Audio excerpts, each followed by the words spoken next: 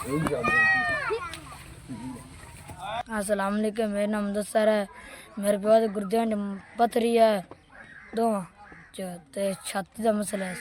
दो अस पांच भरा ते तीन परनीक ते अस दो भरा निक्के निक्के वड्डे साढ़े भरा पुजदे नहीं। बड़े हालात बड़े खराब न घर दे। साढ़ा प्यो साढ़े काम नहीं कर सकदा। मैं मिस्त्री ने दिहाड़ी करना केड़े मैंने पैसे ढींदे प्यो न देना। मेरे प्यो ने पीड़ पै जांदी है।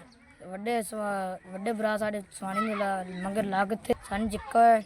मैं मेरे प्यो दा आसरा मैं हाँ।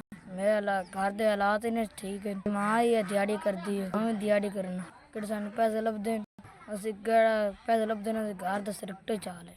साढ़े घर रोटी ना घर पकदी कोई अल्लाह दा बंदा होवे कोई साढ़े ते रहम करे।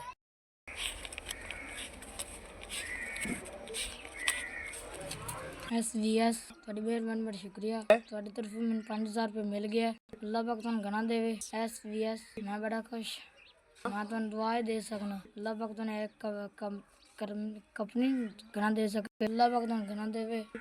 साढ़े कल काम बंदे ना तुम दुआ दे सकने। अल्लाह पाक तुम इन्ना देवे इवें गरीबां दिते।